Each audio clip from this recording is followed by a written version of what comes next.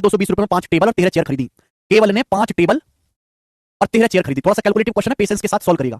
केवल ने 5 टेबल और 13 चेयर खरीदी है कुल 14,220 रुपए में। ठीक है, उसने टेबल्स को 15% के लाभ पर बेचा, उसने टेबल्स को 15% के लाभ पर बेचा, टेबल्स को, कुर्सियों को 10% की हानि पर बेचा। देखो लाभ है तो पॉजिटिव, लॉस है तो नेगेटिव। चेयर्स को उसने 10% की, कुर्सियों को 10% की हानि पर बेचा। पूरे लेनदेन में उसका लाभ 378 रुपए। पूरे लेनदेन में, ओवरऑल ट्रांजैक्शन में, पूरे लेनदेन में, ओवरऑल ट्रांजैक्शन में उसका प्रॉफिट 378 रुपए।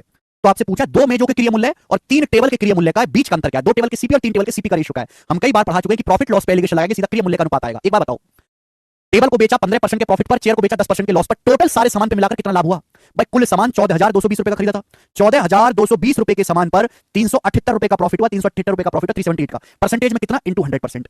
तो ओवरऑल मेरे प्यारे भाई इतने प्रतिशत का लाभ हुआ, ओवरऑल इतने परसेंट का लाभ हुआ है। कितना रहा मेरे प्यारे भाई, ये 0 से 0 चला जाएगा। और देखिए 3 7 ये 9 से कटा है, 2 2 4 4 8 की भी 9 से कटा है, तो 9 से कट जाएगा भैया, 9 से 18 से भी कट जाएगा। 18 दूनी 36, 18 का 18, ठीक है भाई।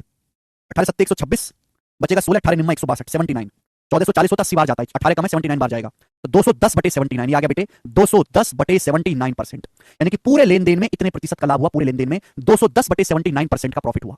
क्लियर, आप बोलोगे हाँ सर। कैलकुलेशन को आसान करने के लिए पूरे डाटा को 79 से गुणा कर दो, पूरे एलिगेशन को 79 से गुणा कर दो। 79 से गुणा कर देंगे 210 रह जाएगा, 79 से गुणा करेंगे तो माइनस का 790 हो जाएगा, माइनस का 790। यहां 79 से गुणा करेंगे 15 में तो क्या आ जाएगा बेटा, 70, अगर 15 की 80 में गुणा करेंगे 1200, 1200 से 15 कमाएगा 1185, 79 की 15 में गुणा करेंगे तो 1185 आएगा मेरे दोस्तों। आगे आप बोलोगे हाँ सर। एलिगेशन लगाओ मेरे दोस्तों, क्रिया मूल्य का अनुपात आएगा, 210 में से 790 घटाओ, 210 में से 790 घटाएंगे कितना आएगा, जो जाएगा प्लस में से माइनस घटाएंगे, 200 700 900 10 90 100 1000 1000। 1185 में से 210 घटाएंगे क्या आएगा मेरे दोस्तों, ये आएगा 975। 975, 1185 में से 210 घटाएंगे 975, ये रेशियो आ गया। ये 5 टेबल का और 13 चेयर के क्रिया मूल्य का अनुपात आ गया, 5 टेबल का और 13 चेयर के क्रिया मूल्य का अनुपात आ गया।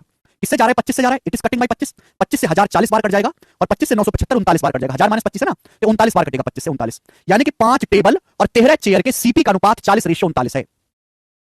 5 टेबल और 13 चेयर के क्रिया मूल्य का अनुपात 40:39 है। सवाल में आपसे पूछा है 2 टेबल और 3 चेयर के सीपी का अंतर।